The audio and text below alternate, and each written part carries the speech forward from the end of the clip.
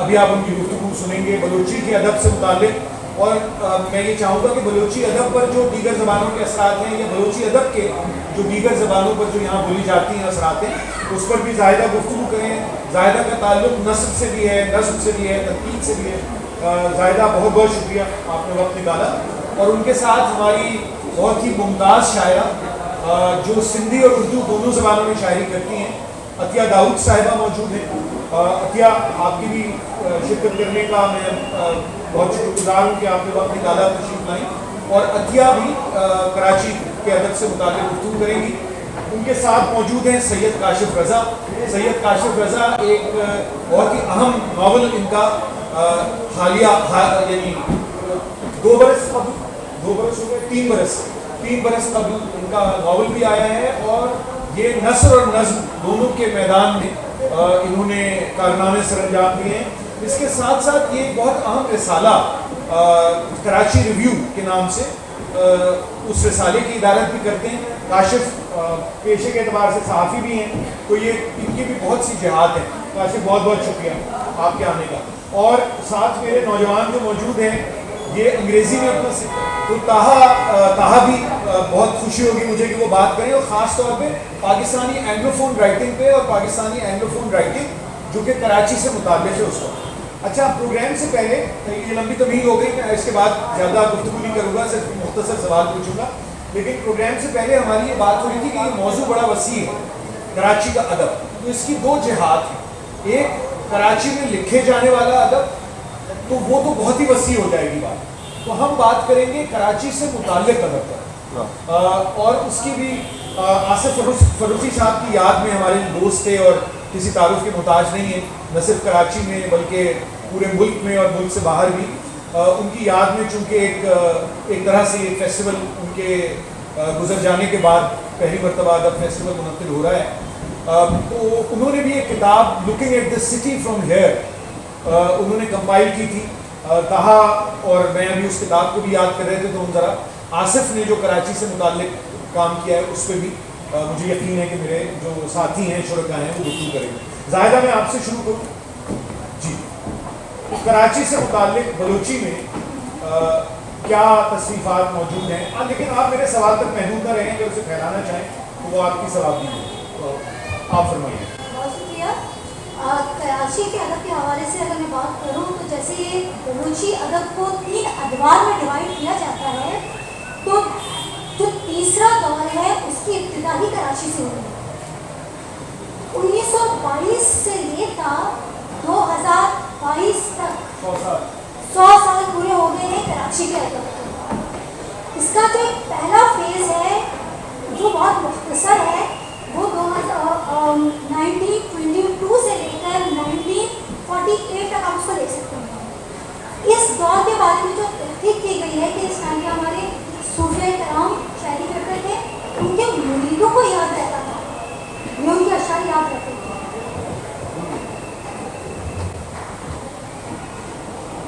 اس دور کے جو 2 شاعر سامنے آئے ہیں محققین لے کر, یعنی ان کے کلام سامنے آئے ہیں, ایک ان کے ملنگ شاہ ہے, دوسرے جلال فقیر ہیں. ملنگ شاہ کو فائنڈ آؤٹ کرنے والے سید عاشقی ہیں, اور جلال فقیر کو سوال اشیائی ہیں. اس کے بعد اس دور میں کہا تو یہی کیا ہے کہ بہت سارے صوفی شعراء گزرے ہیں, لیکن وہ شعراء کون تھے, ان کا کلام کیا تھا, اس بارے میں ابھی تک تحقیق انکمپلیٹ ہے. تو اس فیز کو میں یہیں سے روک دیتی ہوں. اب جہاں سے کراچی کا ادب صحیح معنوں میں اسٹارٹ ہوتا ہے وہ 1940 کے بعد شروع ہوتا ہے. اس ٹائم پر یہ سمجھیے ہمارے پاس ایک مولوی خیر محمد ندوی, مولانا خیر محمد ندوی صاحب تھے. وہ فارغ التحصیل تھے لکھنؤ سے. جب وہ کراچی میں آتے ہیں, ان کے سامنے کراچی کا ایک پورا منظرنامہ رہتا ہے. وہ کیا کرتے ہیں, کراچی میں ایک ادارے کا قیام کرتے ہیں بلوچ لٹریری سوسائٹی کے نام سے.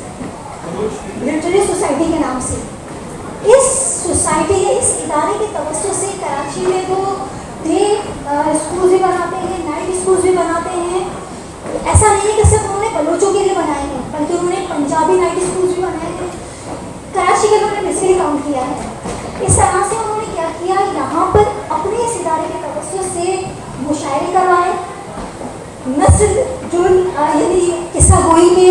प्रोग्राम्स भी इसमें होते थे। इसमें ज़्यादातर मुशायरे होते थे। शोराए कराम कराची के अलावा पाकिस्तान की सतह पर बुलाए जाते थे। उनके मुशायरों में नबी बख्श साहब जो सिंधी अदब के बड़ा नाम है, जी हाँ, वो भी इन्वाइटेड हैं। उसमें ज़ैद बुखारी साहब भी इन्वाइटेड हैं जो उर्दू स्पीकिंग थे और उर्दू में उनका काम था। तो एक तरह से उस टाइम पे ये था कि लोग आपस में मिलकर काम कर रहे थे। उन्होंने पहला कदम ये उठाया कि जब उन्होंने देखा रेडियो पाकिस्तान 1948 में शुरू होने के साथ ही उसने पश्तो, पंजाबी और सिंधी में देना शुरू कर दिया प्रोग्राम्स। तो बलोची क्यों नहीं है? वो अपने वक्त बनाते हैं, अपनी टीम के साथ वो जाते हैं ज़ैद बुखारी जो उस टाइम पर डायरेक्टर होते हैं रेडियो पाकिस्तान के, उनसे मुलाकात करते हैं। उनसे कहते हैं कि बलूची कराची की सबसे बड़ी ज़बान है, यहाँ बलूची बोलने वाले ज़्यादा हैं, तो क्यों बलूची को यहाँ पे जगह नहीं दी गई है? उस पर वो खुद ही सवाल करते हैं उनसे कि क्या बलूची में इतना मवाद है जो माइक्रोफोन का पेट भर सके? खैर मोहम्मद नदवी साहब उस टाइम का तो हाँ कह देते हैं, लेकिन बाद में सोचते हैं कि अब क्या किया जाना चाहिए कि मैंने यहाँ हामी तो भर ली है, यहाँ सिर्फ और सिर्फ शायरी से तो काम नहीं चलेगा, मौसीकी से तो काम नहीं चलेगा, नस्ल की ज़रूरत है। रेडियो स्टार्ट हो जाता है 1949 में बलूची चैनल, और उस टाइम के वज़ीर आला उसके इफ्तिताई तकरीब में शिरकत करते हैं। उसके बाद खैर मोहम्मद नदवी साहब अपनी टीम के साथ मिलकर, जो उनके उस इदारे की टीम थी, 1 साल तक यहाँ का प्रोग्राम चलाते हैं और यहाँ पर लोगों से रिक्वेस्ट करते हैं कि आप लोग जितने लोग उर्दू में लिख रहे हैं, फारसी में लिख रहे हैं, सिंधी में लिख रहे हैं और हैं बलूची जानते हैं, तो आप सब बलूची की तरफ माइल हो जाए, बलूची की तरफ आ जाए उनकी। और फिर उसके बाद वो दोस्तों से डिस्कस करते हैं, महानामा ओमान की बुनियाद रखते हैं। ओमान पहला कराची के हवाले से हमारा महानामा है, पहला जरीदा है 1951 में। मौलाना फैज़ल नदवी साहब क्या करते हैं, 1 साल के बाद रेडियो का प्रोग्राम हवाले कर देते हैं सैयद हाशमी के, जो गवादर से आए होते हैं, और ओमान की सदारत दे देते हैं अपनी कुलीग मोहम्मद हुसैन आजिज साहब, क्योंकि वो खुद सरकारी नौकर होते हैं। इसके बाद ये समझ लें ओमान की जो 10 साल तारीख है, यहाँ पर हमें तराजुम भी मिलते हैं। बलूची में जो पहला अफसाना हमें नज़र आता है वो तर्जुमा है, रशियन ज़बान के अफसाने का तर्जुमा है। तराजुम भी इस टाइम से स्टार्ट हुए, अफसाने लिखना भी इसी वक्त से स्टार्ट हुए, खुतूब में लिखना स्टार्ट हुए, और समझने के ड्रामे जितनी असनाफ हैं जो उस टाइम पर कराची में उर्दू की रही होंगी या हिंदुस्तान के अदब की रही होंगी या इर्द गिर्द में जो दूसरी ज़बानों के असनाफ थे, उन्होंने उस पर काम करना शुरू किया। अच्छा, अब आप ज़रा, मैं गुजारिश करूँगा कि ज़रा 60, 70 और 80 की दहाई तक आए। ठीक है। अच्छा, ओमान के बाद हमारे पास माता बलूची आ जाता है। माता बलूची, मैं आपको एक चीज़ और बता दूँ, कराची के अदब में ऐसा नहीं कि सिर्फ और सिर्फ कराची वाले ही शामिल रहे हैं। कराची के अदब की आबियारी के लिए बलूचिस्तान के मशरक़ी बलूचिस्तान, मगरबी बलूचिस्तान, शुमाली बलूचिस्तान, ईरान, अफगानिस्तान, जहाँ जहाँ के लोग थे राइटर्स, उन सब ने अपना कंट्रीब्यूशन किया है, प्लेटफॉर्म कराची में प्रोवाइड किया है। ओमान के बाद 56 में हमारे पास आ जाता है माता बलूची, 60s में हमारे पास आ जाता है ज़माना, 70s में हमारे पास आ जाता है माता बारगा मानामा, और इसी तरह से हमारे पास बहुत सारे पीरियडिक और नॉन पीरियडिक मैगजीन्स आ जाती हैं। ये भी बताइए, इससे पहले कि मैं काशिफ की तरफ आऊँ, कि मौज़ूआत में जो मौज़ूआत का चुनाव था उसमें कराची की खूबास भी शामिल हुई और जी कराची के अंदर जो राइटर्स थे, इनके एक वो उर्दू से उनका इन्फ्लुएंस बहुत ज़्यादा था, ज़बान के पॉइंट ऑफ व्यू से अगर वो शायरी करते थे तो थोड़ा बहुत उर्दू का उसका असर आ जाता था। फिर कराची में एक बलूचों का अपना कल्चर रहा है, उसको भी अपनी रस्मों के अंदर जाहिर किया है। मैं काशिफ की तरफ आता हूँ, आपके पास दोबारा हूँ। काशिफ, ज़रा 75 اثار پہ ایک روشنی ڈالیں اردو ادب کے حوالے سے. اچھا اردو میں یعنی کراچی کے پچھلے بچوں پر کراچی جو تھا ایک ایسا شہر تھا جس میں بلوچوں کی اکثریت تھی 1947 سے پہلے اور غیر مسلموں کی اکثریت تھی. تو قیام پاکستان کے بعد جو لوگ یہاں پر آئے تو ان کا کنیکٹ جو ہے وہ ان علاقوں سے تھا جہاں سے وہ آئے تھے. تو وہ کافی برسوں تک ان علاقوں کو یاد کرتے رہے. یہاں کے جو بڑے ادیب تھے جیسے ملا واحدی نے لکھا میرے زمانے کی بیوی, یا شاہجہاں دیوی نے لکھا اجڑا دیار, اور بھی بہت سارے پورا اسکول ہے جو اپنے علاقوں کو یاد کرتا رہا. اور اس میں کوئی ایسی بات نہیں, لیکن کراچی کے بارے میں تحریریں جو ہیں, کراچی کی جو رہتل کا ایکسپیرینس ہے اس کے بارے میں فکشن اور نان فکشن میرا خیال کب لکھا گیا. قرۃ العنیدر کا ناول ہے ہاؤسنگ سوسائٹی, وہ PCHS جب انڈیا میں آباد ہو رہا تھا تو وہاں پر کراچی کی پہلی پوش آبادی تھی, تو اس کے وہاں پر ملتے ہیں حوالے ہاؤسنگ سوسائٹی میں. شوکت صدیقی کا جو ناول ہے خدا کی بستی, وہ شروع ملتان سے ہوتا ہے. حالانکہ اس میں انہوں نے ملتان کا نام نہیں استعمال کیا, لیکن وہ ہے ملتان جہاں وہ پہلے شروع میں آباد ہوتے ہیں. بعد میں وہاں سے ملتان سے بھاگ کے تو پھر کراچی آتے ہیں. پھر کراچی کے فٹ پاتھ پہ رہتے ہیں, اس کے دو مرکزی کردار ہیں. تو خدا کی بستی کا نصف سے زیادہ حصہ ملتان کے اس علاقے میں جہاں پر مہاجرین آ کر آباد ہوئے تھے. لیکن شوکت صدیقی کی ایک کتاب بڑی اہم ہے جس کا ذکر نہیں کیا جاتا کراچی کے حوالے سے خاص طور پر, وہ ہے ان کے افسانوں کا مجموعہ راتوں کا شہر. وہ بہت کراچی کا ایک نمائندہ کراچی کی رہتل کا اس میں ایکسپیرینس ملتا ہے. اس کے بعد ہم یہ دیکھتے ہیں کہ کراچی کے ساتھ یہ مسئلہ رہا ہے کہ جیسے لاہور کو لکھا گیا ہے, جیسے دلی کو لکھنؤ کو لکھا گیا ہے, ویسے کراچی کو نہیں لکھا گیا. تو کراچی کو لائف کا ایکسپیرینس بنانے کا سلسلہ یا اس کو فکشن کا پارٹ بنانے کا سلسلہ یہ میرا خیال ہے کہ اس صدی میں شروع ہوا ہے. محمد امین الدین نے اپنا ناول لکھا کراچی والے, اس میں یہ ایکسپیرینس ہے. پھر انور سن رائے کے ناول ہے, اس میں بھی ہے. لیکن جو ایک چیز مغربی فکشن میں ملتی ہے خاص طور پہ, اس شہر کو ایک کردار کے طور پر پیش کیا جائے, جیسے ڈکنس کے ناولوں میں ملتا ہے, جیسے اورحان پامک کے نام پر کے ناولوں میں ملتا ہے. اورحان پامک نے بڑی شاندار کتاب استنبول لکھی, بلکہ مجھے سب سے زیادہ اس کی کتاب جو پسند ہے وہ استنبول ہے. یا پیٹر ایکرائڈ نے لنڈن کے بارے میں لکھا ہے, کچھ موٹی اس کی کتاب ہے. تو جو رہتل کے ایکسپیرینس ہیں وہ بڑے اہم ہوتے ہیں, اور شہر بطور کردار بڑا اہم ہوتا ہے. تو ابھی جو اردو کی فکشن نگار لکھ رہے ہیں تو وہ اپنے جو بہت سے چھوٹے بھی شہر ہیں, جیسے ڈھاڈر ہے بلوچستان کا ایک چھوٹا سا قصبہ ہے, اس کی رہتل کے ایکسپیرینس پہ ہے ناول. یا اٹک کے ایکسپیرینس پہ, اٹک کے دیہی علاقوں پر وہ خالد طور کا ناول ہے. یا جو گلیات کا علاقہ ہے اس پہ اختر رضا سلیم نیلی بہار ہے بالکل, تو ان پر ہے. لیکن کراچی پہ ایسے نہیں ہے, اس کی ابتدا اس صدی میں ہوئی ہے. اقبال خورشید نے جو ناول لکھے ہیں. اب کراچی کا جو ایکسپیرینس رہا ہے, پولیٹیکل جو معاملات رہے ہیں 25-30 سال میں, وہ بڑے طاقتور تھے. تو شاید اس سے ڈرتے رہے کہ اردو کے اندر اس کی ڈپکشن ویسے ہوئی نہیں. تھوڑی بہت میں نے اس کی کوشش کی, لیکن اقبال خورشید کے ہاں وہ بطور موضوع آیا ہے. لیکن میں نے وہ 3 انگریزی ناول ایسے ہیں جن میں وہ کراچی کا وہ ایکسپیرینس بڑا واضح ہو کر آتا تھا, اور میں بھی کرتا ہوں کہ وہ اردو کے ناولوں میں ہونا چاہیے تھا. ایک تو بلال تنویر کا ناول ہے, اس میں ہاں وہ بہت شاندار اس کے اندر کراچی کی ڈپکشن اور کراچی کا بہت کردار نظر آتا ہے. پھر ہارون خالد کا جو ناول ہے اس میں وہ بھی بہت ہی شاندار ہے. وہ اتنا اچھا ہے, مطلب بہت میں نے پڑھا, اس میں بھی کراچی کا اور اس میں کراچی کے وہ علاقے نظر آتے ہیں جن سے آپ واقف ہیں اور جن کو آپ دیکھ چکے ہیں, جن سے آپ ریلیٹ کر سکتے ہیں. پھر یہ عمر شاہد حامد کا ناول ہے. لیکن یہ جو پہلے 2 ناول میں نے بتائے اس طرح کا اردو میں نہیں ہے. لیکن کراچی کا ایکسپیرینس اب جو میں بتا رہا ہوں اسی نئی صدی میں وہ فکشن سے زیادہ نان فکشن میں کراچی کی رہتل کے ایکسپیرینس کو لکھا جا رہا ہے. بہت سی کتابیں سامنے آ چکی ہیں. وہ لوگ جنہوں نے 60s 70s 80s میں کراچی میں اپنا بچپن یا لڑکپن گزارا, انہوں نے کتابیں لکھی ہیں. رمضان بلوچ صاحب یہاں بیٹھے ہیں, انہوں نے دیاری میں بڑی شاندار کتاب لکھی ہے.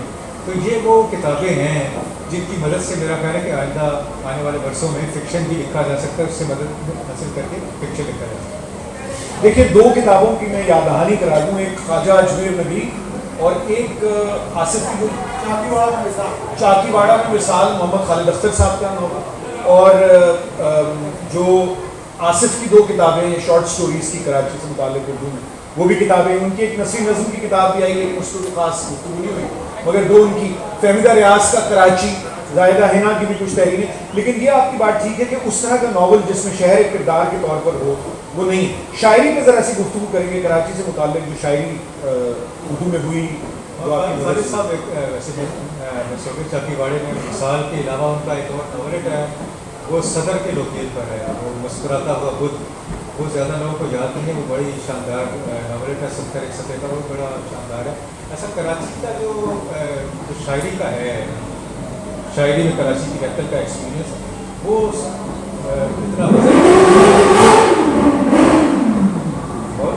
وہ ایسے ہی موت کے کنویں میں ہے.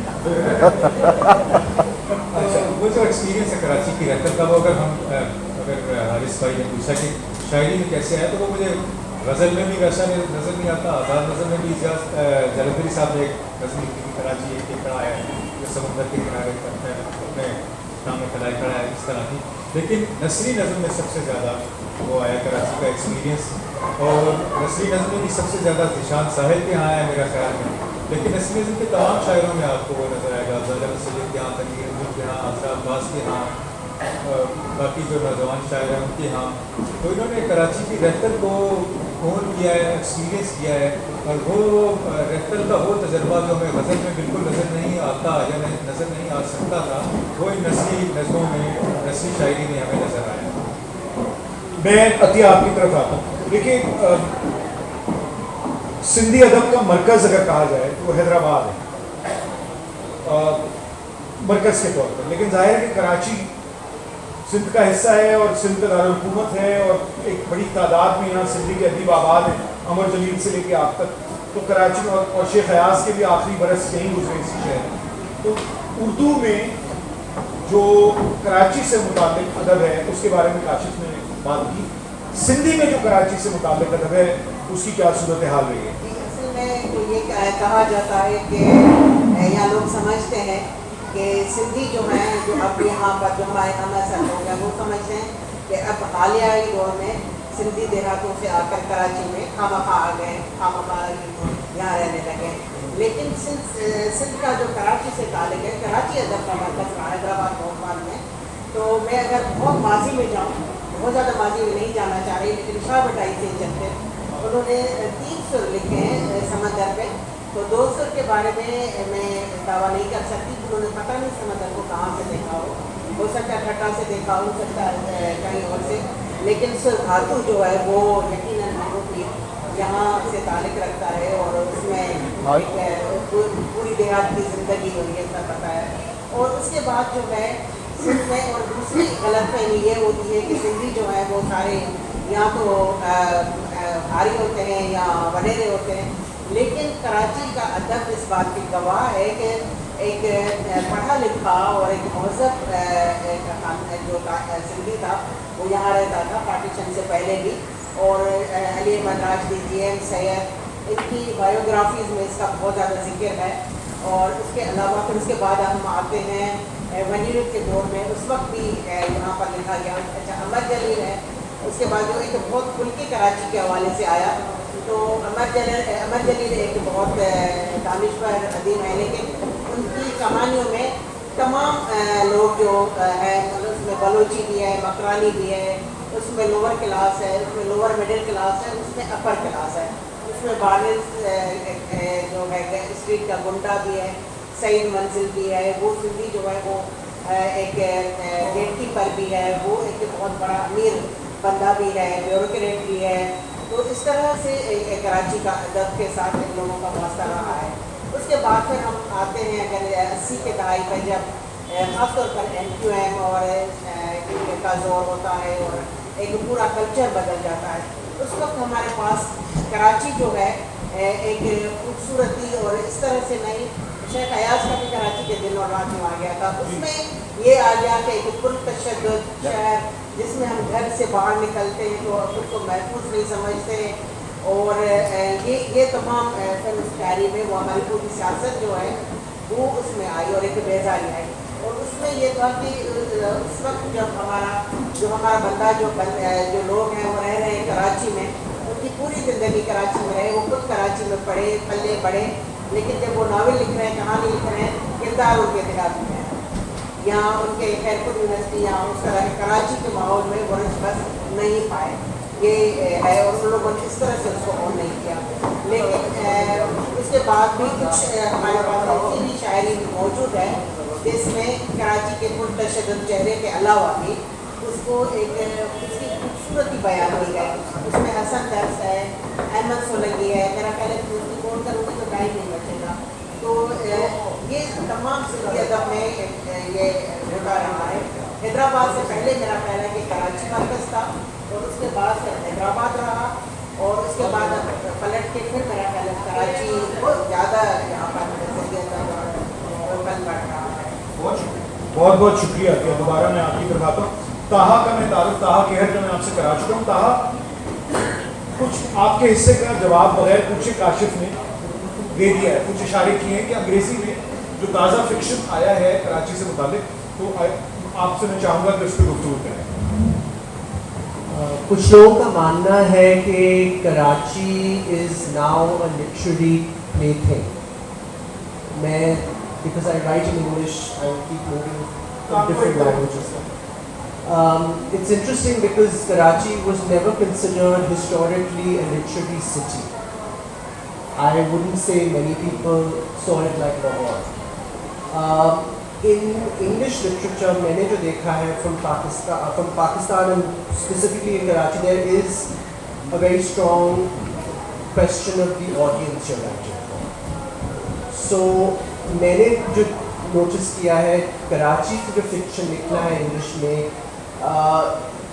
आपने वो जिक्र किया आसिफ खान की किताब का, उसमें he uses the word of December कराचियाइट्स in his introduction.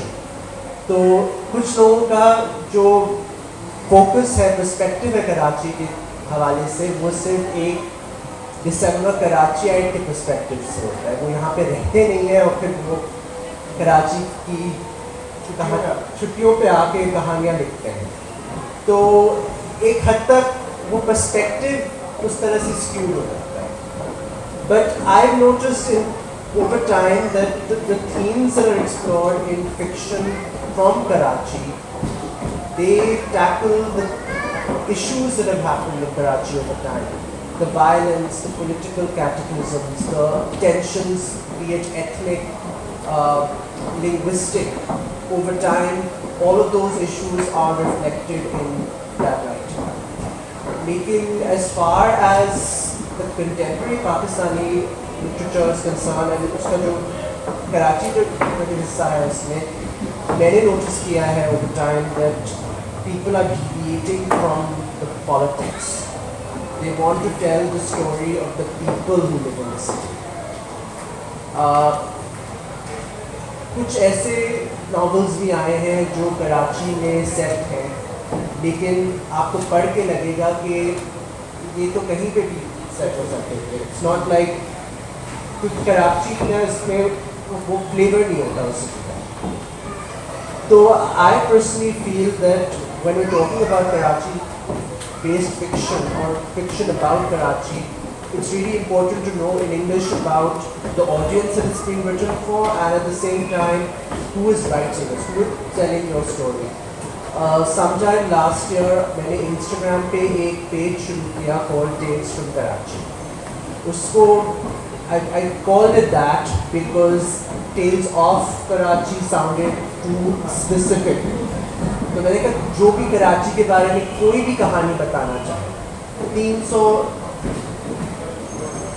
लफ्ज़ में आप भेज दें मुझे स्टोरी, एक तस्वीर के साथ। And some people got disheartened because they didn't have a picture, but I said, just send me a story. The majority of those stories are just ghost stories, stories about their neighborhoods, stories about the people they've met, stories about what they see on the streets. They're unconnected with the history of violence, the history of ethnic strife that the city has witnessed. So this was an eye-opener for me. What do people want to read and what are they being provided? So that's just something. लेकिन novels लिखे गए हैं, उसका तस्करा हुआ है कराची, उसमें violence से बियॉन्ड है। वायलेंस से बियॉन्ड है, जॉनर्स बहुत मुख्तलिफ कुछ जैसे आपने जिक्र किया उमर शाहिद हामिद का, there's a spy thriller now. पहले there was a cricket thriller, then there was, I think there was a lot of police thriller, police crime fiction. फिर set in Karachi, I believe there's sci-fi coming out of Karachi now in English, जो I never thought would ever happen.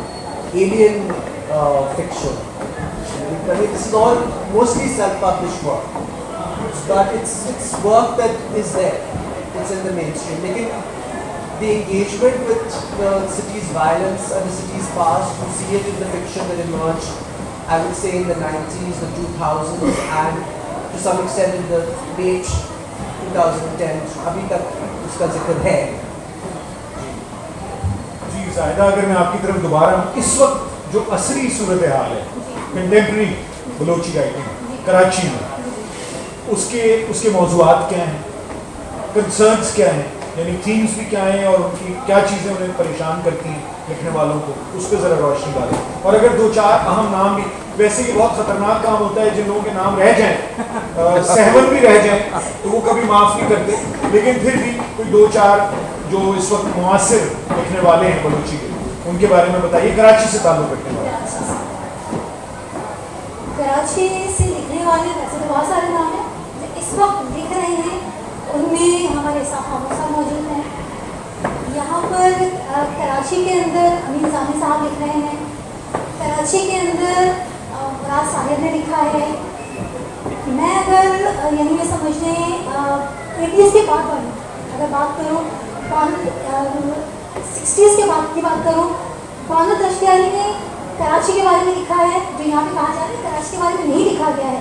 Balochi अदब में कराची के बारे में लिखा गया है, अपने एक्सपीरियंसेस के बारे में लिखा गया है, लियारी के बारे में लिखा गया है, कराची के पॉल्यूशन के बारे में लिखा गया है, गेंगवार के बारे में लिखा गया है, मंशियात के बारे में लिखा गया है, और बलोचों को किस तरह से तालीम से दूर किया जा रहा है उसके बारे में लिखा गया है. बलोचों को किस तरह से एक बड़े पोस्ट से नीचे की तरफ ला के बिल्कुल जीरो लाइन पे लगाया गया है, उसके बारे में भी लिखा गया है. फिक्शन में भी लिखा गया है, नॉन फिक्शन में भी लिखा गया है. यहाँ अच्छा, यहाँ पर ये समझिए इस वक्त जो लोग लिख रहे हैं, 2-3 के नाम इस वक्त मेरे जहन से निकल गए हैं. यानी ये समझ लें कि मुराद साहिब का नाम भी है, हमारे सवाल का नाम भी है जिन्होंने यहाँ के बारे में लिखा है, फासिल ज़ैनी का नाम भी है जिन्होंने यहाँ के अदब के बारे में लिखा है. और यहाँ पर जो नई राइटर्स हैं, समूह बलोच वो भी लिख रहे हैं, उमेरा वो भी लिख रही हैं, ख़वातीन में जैसे मैंने भी लिखा है कराची के अदब के बारे में, और भी बहुत सारे लोग हैं. लेकिन स्पेसिफिकली फिक्शन पर इस वक्त मेरे ख्याल से कम कराची में काम हो रहा है, कम काम हो रहा है. नॉन फिक्शन पे ज़्यादा काम हो रहा है, पोइट्री पे ज़्यादा काम हो रहा है. जी अतिया, आपकी तरफ में आऊँ. सिंधी की सूरत हाल इस वक्त कराची में, जो सिंधी अदब आपने पहले वैसे उसका एक जायज़ा तो लिया, लेकिन इस वक्त वहाँ लोग मौजूद हैं और कुछ क्या नए लिखने वाले आपको नज़र आते हैं और उनके इम्कानात क्या हैं, मौज़ूआत क्या हैं? ज़्यादातर हमारे पास सिंधी अदब में एक मजबूत सूरत हाल ये है कि उसमें मज़ाहमत का असर है. जब से सिंधी अदब की अमदारी को देखते हैं, तो कराची का भी वही सूरत हाल है कि जैसे भी कोई भी किसी तरह का वाक़या सियासी हो या समाजी हो या कोई भी एक वाक़या पेश आता है, उसका फौरी रद्द-ए-अमल हमारे पास अदब में देखा जाता है. ये हमारी सदियों की तारीख है. कराची में क्योंकि ऐसे वाक़या ज़्यादा होते हैं, तो कराची में के वाक़या ज़्यादा लिखे जाते हैं. जब यहाँ बादामी बाग का हुआ, जब यहाँ पर शियाओं पर हमले किए गए थे और उन पर उनके लोग मारे गए थे, तो जब भी जिस वक्त भी कोई भी हादसा होता है सिंधी अदब में उसका फौरी रद्द-ए-अमल नज़र आता है. ख़ास तौर पर नज़म में कहानियाँ भी लिखी जाती हैं, लेकिन नज़म पर ज़्यादा. और अभी ज़्यादातर इस शहर में क्योंकि बहुत ज़्यादा फासले हैं, ट्रैफिक है, और ये भी बहुत ज़्यादा दिखाया जा रहा है कि इंसान अंदर से तन्हा कितना होता जा रहा है. ये भी अब अदब का बहुत ज़्यादा मौजूद बन गया है.